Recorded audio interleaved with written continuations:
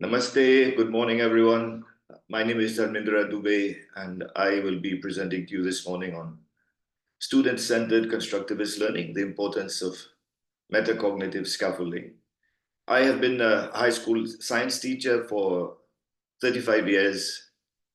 I am originally from the Caribbean, Trinidad and Tobago, where I received my early education and training as a teacher.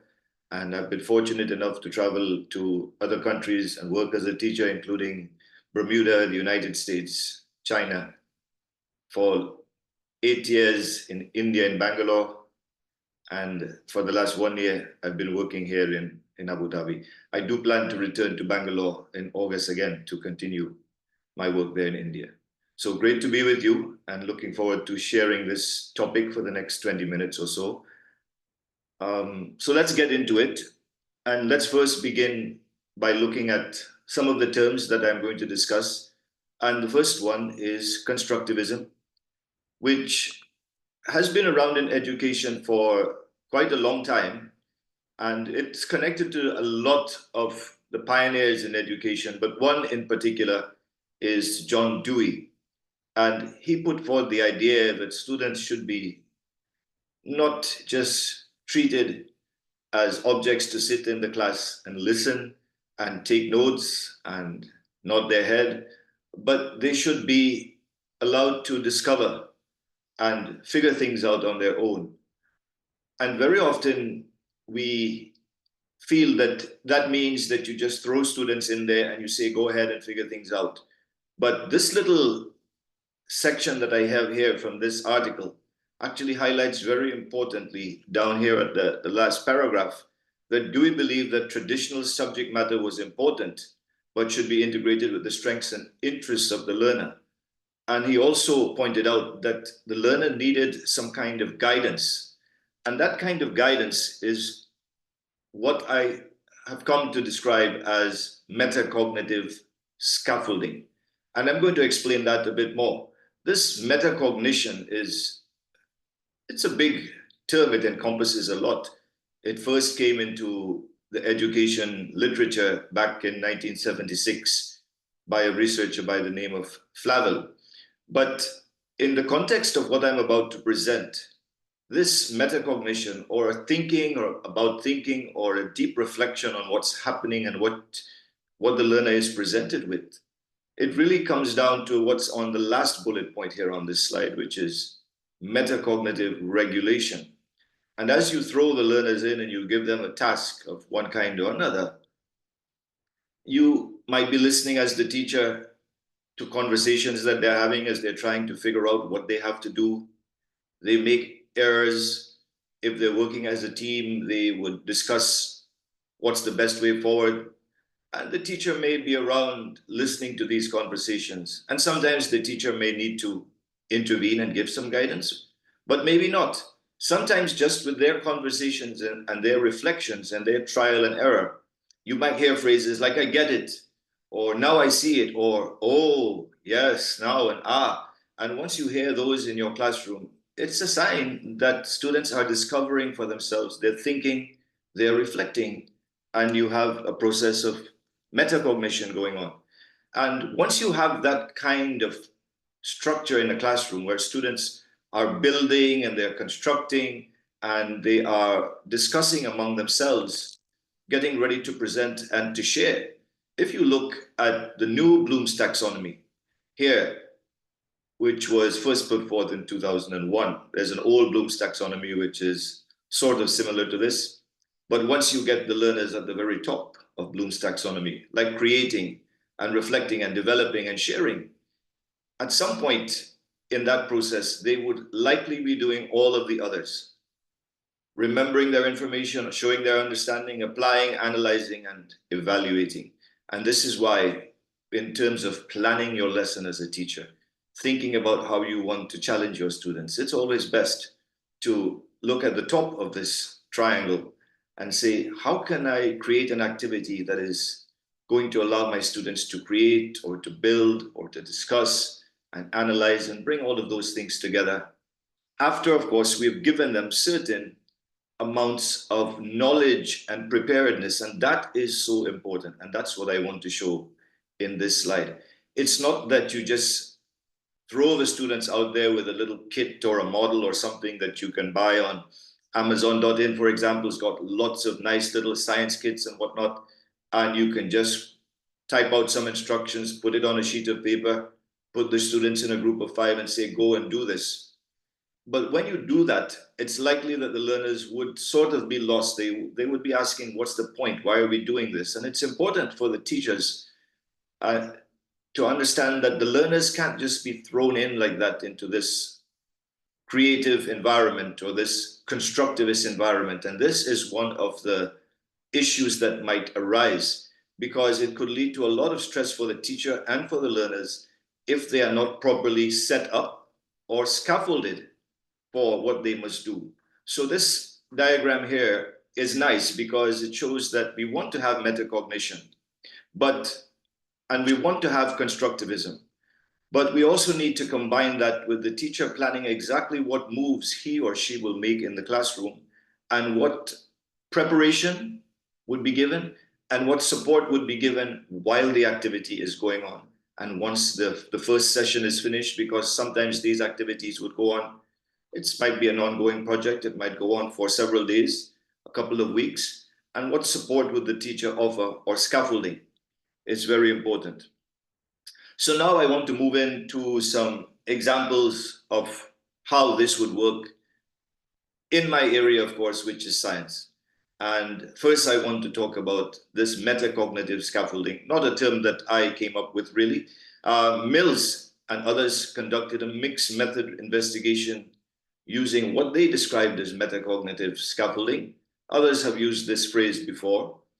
And it's all about giving the learners some kind of support as they go about their group activity, developing and building.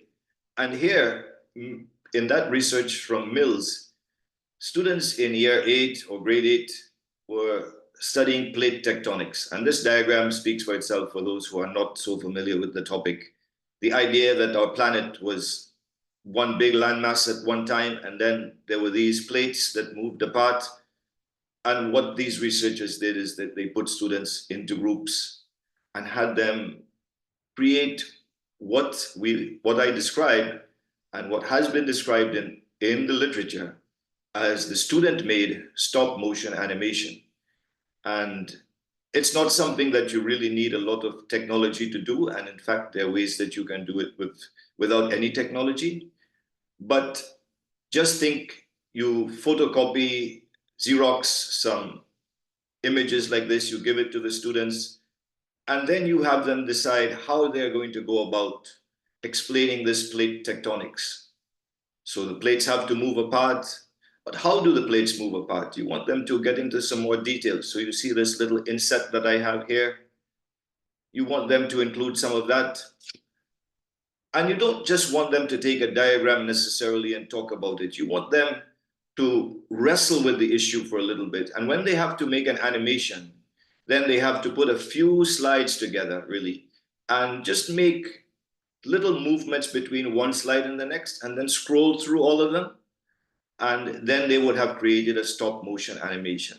Certain topics lend themselves for that very well, because these plates don't just move apart in 1 second to their given spot. Actually, they're quite dynamic, and they're sitting on molten material that's below them, and they're going to be shimmering and moving back and forth like that. You want the students to dig into the topic, and really, you as the teacher want to see that the finer details are coming in there. And that is where you would have to step in while they're saying, okay, it's so simple, I'm going to show this image, and then I'm going to show another one with the plates separated.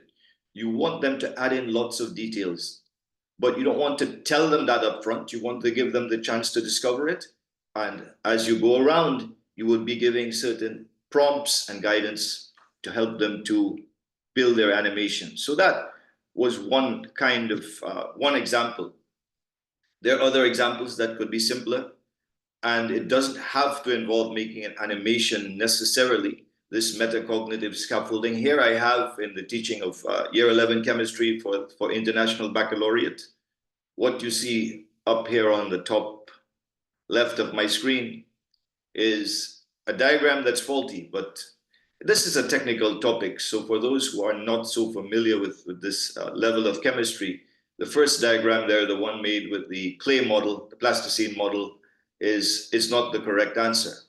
But in my experience, I already know that lots of learners come up with that model when they're asked to build the BRF3 molecule or the CLF3 or any similar type of molecule with that structure. And I start off the activity by giving that model and saying a student came to me with this model and I knew it was wrong, but I want you to be the teacher and I want you to say what is wrong with it. So as the learners take that prompt, they would discuss with each other what is wrong with it, and then they would be invited to present their own model. If you have models like these available in your school, you can have them used like this. Otherwise, if you don't have, you can have them just make with bits, toothpicks, sticks, modeling clay. It could even be flour, and you get some food coloring and you put that in if you don't have modeling clay. So lots of materials around, and you get them discussing and presenting why a certain model is correct and why others are not correct using this material here that they should be familiar with. I won't go into the expectations of the VSEPR, valence shell electron pair repulsion. And then, of course, you can also use online resources like this one here, which is from the website FED Simulations, which is open access for all teachers once you have access to the internet. Going into a biology topic now, one that could be simpler for everyone to follow. Suppose you wanted to engage your students to know about the structure of the flower. Now, you could go up to the chalkboard and say, take out your notebook, let's draw and label the flower. But drawing and labeling the flower in your notebook these days, we have to understand that as educators, certainly in my time in school, many, many years ago, it was important to draw in biology. But drawing in biology is, we have to think it's not something that's relevant anymore when our students can take cameras and go out and dissect the flower and take a nice photo like this one, lay it on a white background, and then they can label all of the parts like that. But when they label all of the parts like that, that's one bit of knowledge that we have given them, of course. But suppose we wanted them to understand the process of how the flower is pollinated. Again, we could just give notes and say to memorize those notes, or we could engage them in a more creative activity. Again, going to that top level of Bloom's taxonomy and say, let's do some images of how a flower is pollinated. And you see on the left side here, I have a honeybee actually hovering around the flower.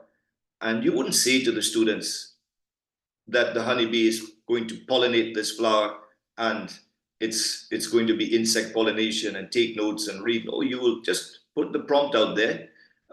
Why do you think that insect is hovering around the flower? Is it going there for something? Does it have to get something out of that flower? And how does it interact with the flower? And then I want you to create a series of slides, possibly getting a little image of an insect and showing how it moves down and it gets into the flower. And why does it go into the flower?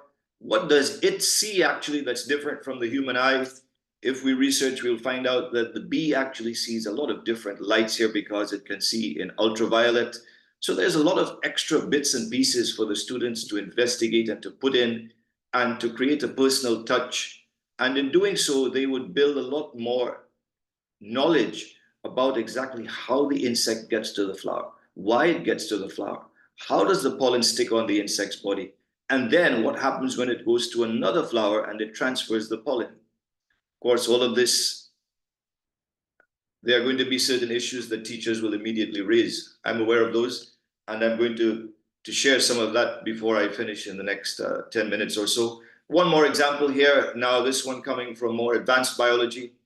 And those who have studied this topic would know that very often students get confused when they have to deal with this process of meiosis and crossing over and genetic variation. And now more than ever, in the last 20, 25 years or so, more information is available on DNA and the genetic code and things like that. And very often you find learners are studying things at this more macroscopic level. The chromosomes are crossing over, the genes are being exchanged. And then in another topic, they're studying about DNA and RNA and the genes at that level. And very often they're not making the right connections. A nice discussion about that was shared here in this paper by Anushka Krishnan. And really this idea that learners have to be engaged about things at a symbolic level, at a level like this with a model, and then at the microscopic level. And only when they can put all of those three together that they really get the full picture. A simpler example, and based off of what we call Johnston's triangle, another thing that's been around especially in chemistry education since the early 90s.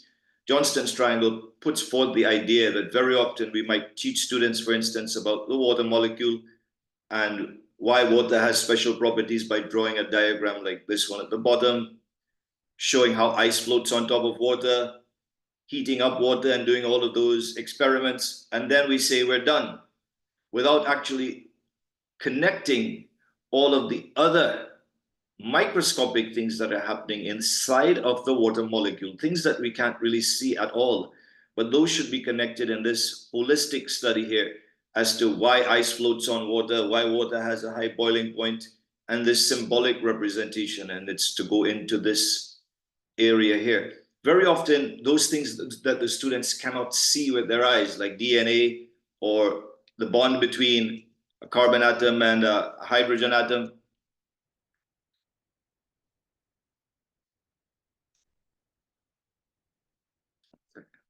And the bond between a carbon atom and a hydrogen atom, they are assisted in doing so by the use of things like animations and simulations.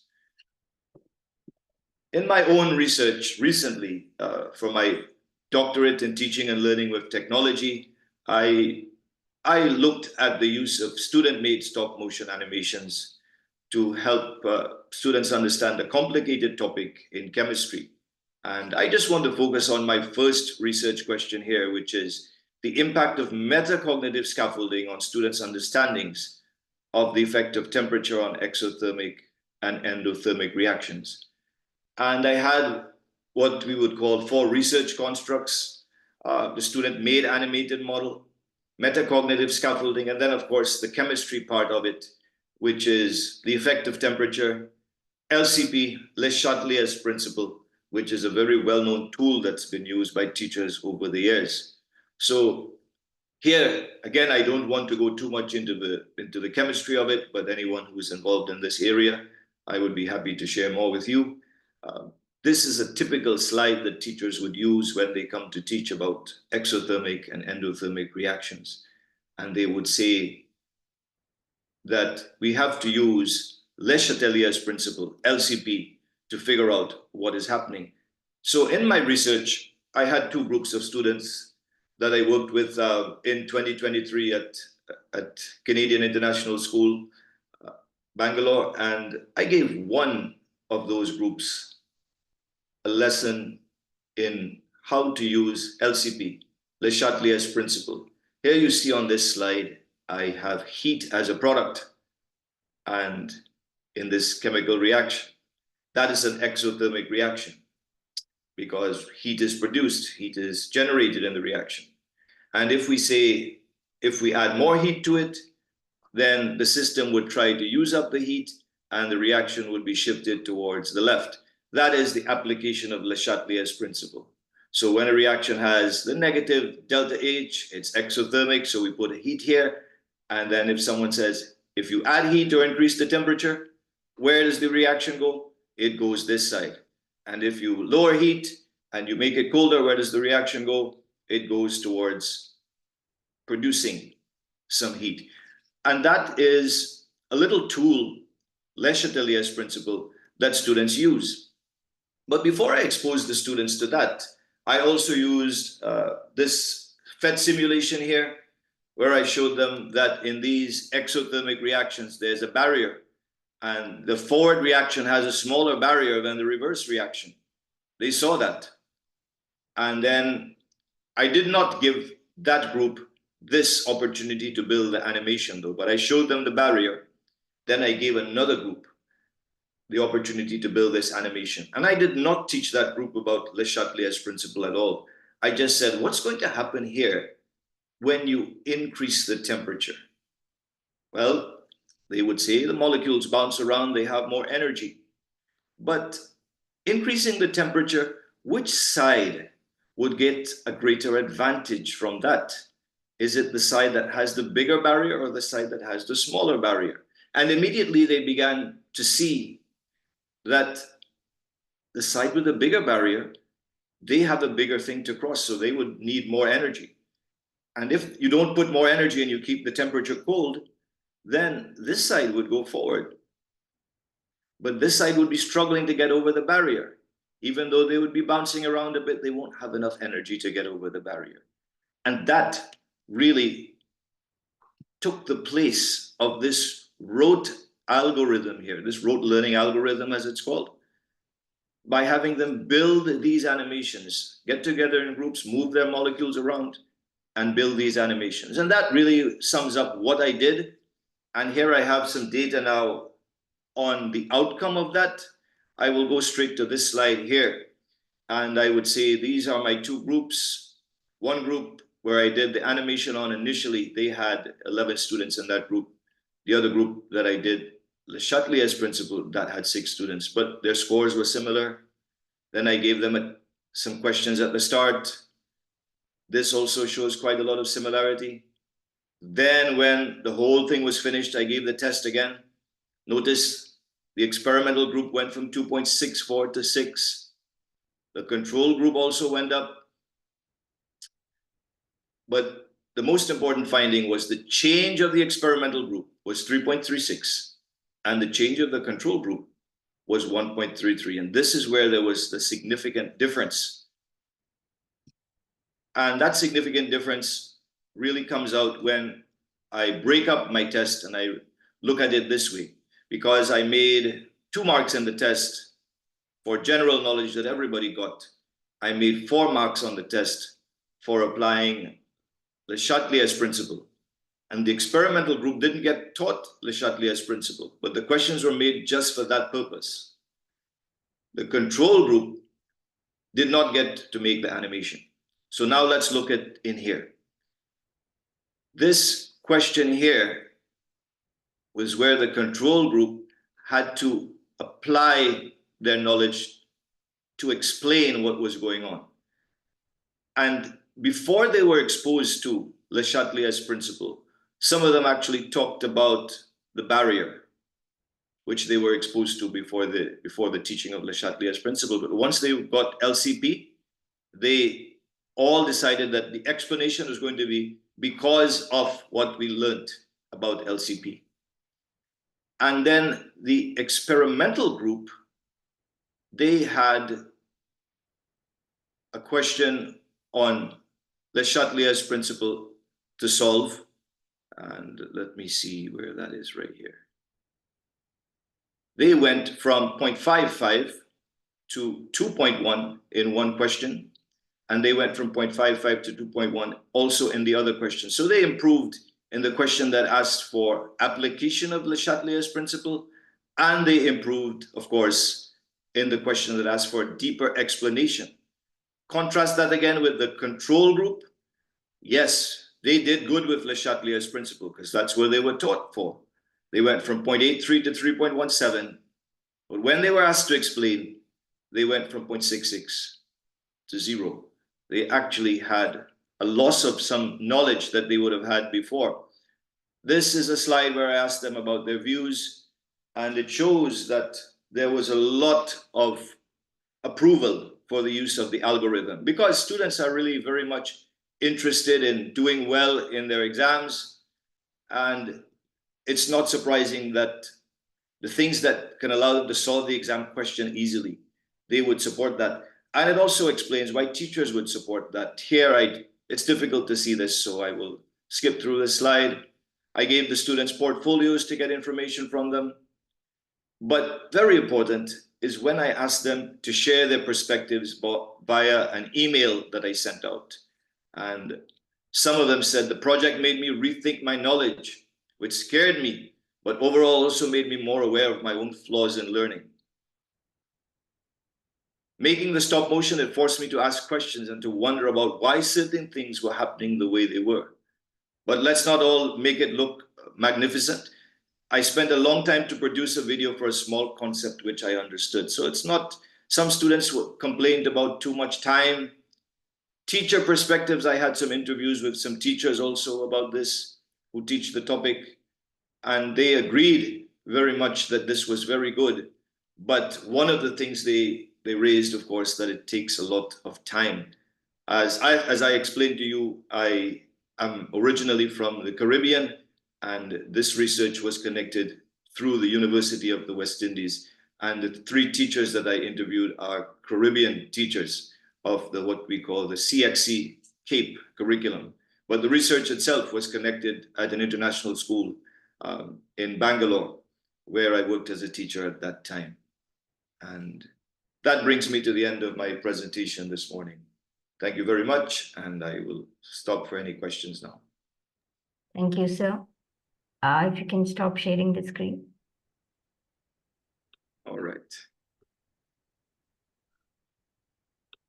Yeah, very interesting session, sir. I wish we were taught like this in our school days.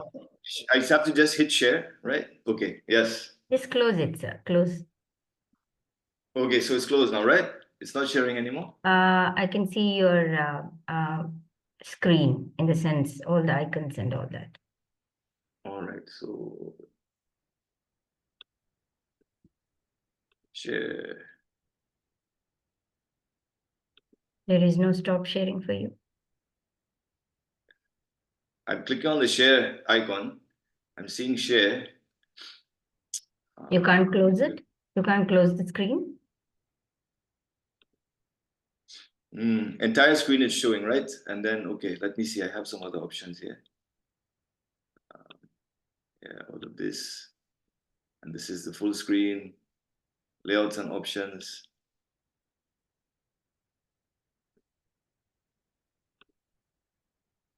I have that green thing below. It's okay, leave it. No, that's fine. All right, sorry about that. No problem, no problem. So, sir, in detail, you have given some explanation, but I have received a couple of questions from the other speakers who couldn't attend the session. They wanted me to ask. I'll read out the same to you. Sure. So, coming to the assessment, so how can teachers assess the effectiveness of metacognitive scaffolding in their classrooms? So you have interviewed teachers, you have, as the students, a couple of students felt that like it's really good, and one felt that like, to learn a small concept, it took a long time. So what is the, how can we assess the effectiveness of this kind of methodology of teaching? Well, I assessed the effectiveness in this small study by interviewing the students and hearing what they felt about it, right? And in finding out how they felt about it, yes, they say it makes them think, it makes them reflect, and they see things how in ways that they didn't see before. Also, I shared a video on YouTube beyond that, and some people, when they watch that video, they say, I saw things in a different way. But at the same time, the students all have their exam that they are getting ready for, the board exam and everything, and it takes up a lot of time. They have a lot of work to do. But the teacher is not going to necessarily give a test on it, even though I did give that. But I think the assessment is coming while the students are doing the activity. You be listening and hearing the kinds of conversations that they have and the kind of analysis that they're doing. And then the comments that they make, that I saw things a different way. Now, is it going to, when you give the board exam style question, is it going to give them more marks? And I don't think it is, because if the board exam question is better done when you take the shortcut method, the method where you learn just, a system to plug this in here and plug that in there, they're solving it. They're doing a lot of thinking with that also, but are they really understanding what is happening with the molecules and the chemistry? Yes, they're scoring marks and they're thinking and they're solving a different kind of problem. They're solving the question, but not understanding the concept. And that is why I shared the slide with Johnston's triangle. So it can only be assessed when you create the right kind of question for the student to say, explain to me. and you understand what you want to see when you say explain. You want them to talk about the molecules and how they move, or to connect one small thing with the bigger thing. And obviously, that is going to take more time for the teacher. And when we say we want 20 topics in the syllabus, you might only be able to cover 15 topics if you are going much slower, or even less. And the question comes about then, what do we want, quantity or quality?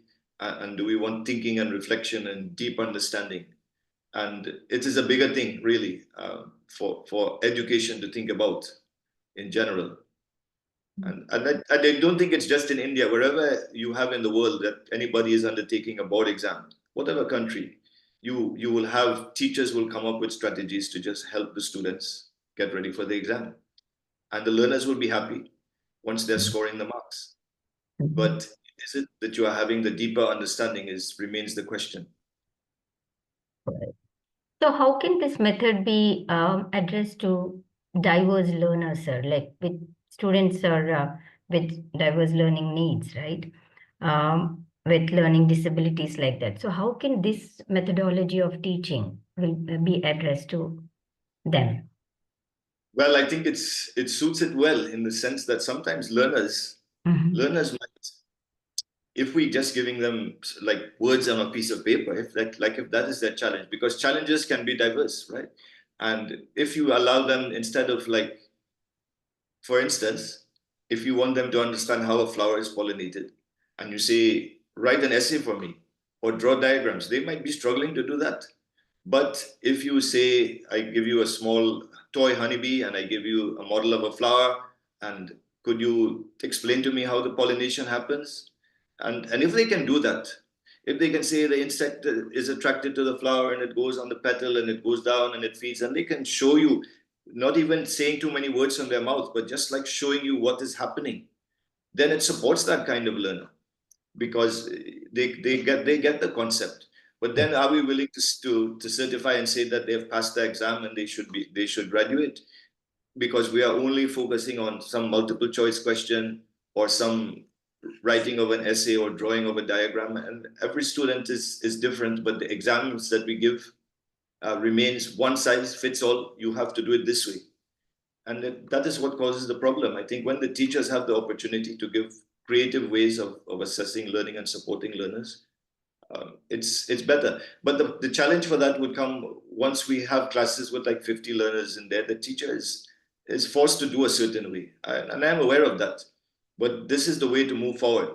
If we have to look to improve, then I think the numbers have to be less, and it doesn't have to be, um, 5 experts for 50 students. You could have one expert and 5 other people as assistants, and could be a starting point.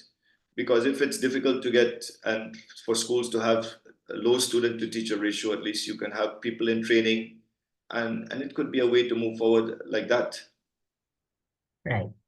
So you have answered the next question too, sir, about what kind of professional development or support do teachers need to effectively implement this concept. So you have explained it all. So anything else? Yes. Yeah. Yes, actually, so I too am willing to volunteer myself to come to any school and in throughout India. You just get me there and a place to stay, and I will be happy to support your teachers. I've had a long career. I've been around the world, and I really just want to be able to help now and give back to more of the students that I need. So I just wanted to use your platform to share that opportunity. All right. So coming to the future, sir, what are some potential future directions for research on metacognitive scaffolding in, this learning? Well, I think we have to look at where what structure we need for it to happen, because if it's going to if we are going to have it and then tell students that they are going to be assessed only with a certain style of question, then both the teachers and the students would be looking at saying that's a waste of time. In fact, I interviewed the teachers. I didn't share all of that, but all of the 3 teachers I spoke with, they're also preparing for board exams with their students. And one of the things they said is that, okay, we can only give this when in the beginning, when the time is not pressure. Once there's pressure from the exam, we can't give this. So I think in moving forward with this kind of way, it has to be something that all the different levels of education have to come together. So the exam boards have to be flexible. Whatever country it is, Ministry of Education, Department of Education, or whatever, have to also be supporting that. The exam boards, and then the universities that are, and colleges as they call them in America, they also have to be supporting that. So if a student can do 5 projects, let's say, and have their portfolio and be ready to explain to some admissions officer in an interview, these are the 5 projects I did in chemistry. Yes, I did a few tests also, but you put more weightage on the projects and those kinds of things, then you can have a future for this approach to teaching.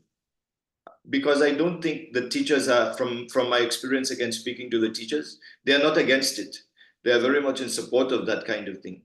But everybody has to make a living. And if a teacher is getting students for tutoring because they are good at showing how to crack the board exam questions, that's what they will do. And you can't blame them for that. So the whole thing has to come from the top, that we need to change the way that we say, if a student is really strong at chemistry, can you explain these 3 or 4 concepts very deeply to me? And maybe we can still have a little test on the side if you want that. I don't want to put that aside altogether, because the basics is important, the nuts and bolts, as I call it. If you don't have that, then we are going to have problems later when we have other things that they have to study.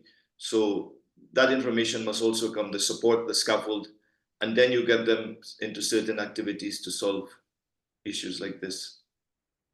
True, sir. So, last question, but not the least, sir. How can we scale up these practices to reach more students and teachers? Again, to scale up, the role is also for teacher training. So when teachers go for training, whatever college they're going in, you have to have that exposure to this kind of methodology of teaching. But again, when teachers go for training, actually, lots of places do expose them to this kind of thing. Then when they come to the classroom, they might have different challenges. A lot of students, no resources, not enough salary to motivate them. So these are always challenges that teachers have. So the only way to scale up is to keep working at it. Now that we have social media, right, and what you are doing here, it's good, so that we can reach a lot of people with this, and teachers can be sharing ideas from one country and people in another country can see it. So I think the time is right to share these kinds of ideas now. And the problem would only be solved, I think, when parents, and I shared that in my research, when parents, students, exam boards, Ministry of Education, Department of Education, and universities that are accepting our students, when they all agree together. Otherwise, there will be a problem. We'll be teaching this way, and parents will say that teacher is wasting my time because he's not teaching properly for the board exam. 2 weeks doing one project. It was nice, but my child has the board exam to write. Yeah. And doing this research at Canadian, actually, it was nice to get the support, but I couldn't keep it going on for too long myself, even there, right? So I'm aware that that was in Bangalore at Canadian International. So you have to look at the stakeholders, the parents, and the students, and what are their needs. Yeah. Awesome. So that's all from my side, sir. Thank you for the talk and for patiently answering all the questions. Before we end the session, anything else you want to mention, sir, on our platform? No, it's just that I want to say that I'm happy to support anybody in education, any workshops or anything like that you would like me to participate in. And I'm at the stage in my career where I'm willing to volunteer. So it's not like you have to think what you're going to pay me. I'm happy to help. And thank you for this opportunity. Great. I hope the audience will utilize this opportunity, and I would request whoever listens to the talk, or once we upload on our channel also, can approach Dr. Dubey and take the help. It will definitely help your career, I feel. So such an informative session, sir. I have learned new concepts of teaching, though I'm not an educator, but I wish we were taught with these concepts to get a better idea about science and biology, chemistry, whatever you have showed us the examples. I thoroughly enjoyed this session. Thank you once again for sharing your knowledge on our platform, sir. We are really grateful to you. Thank you. Thank you so much. Now, yeah. Bye.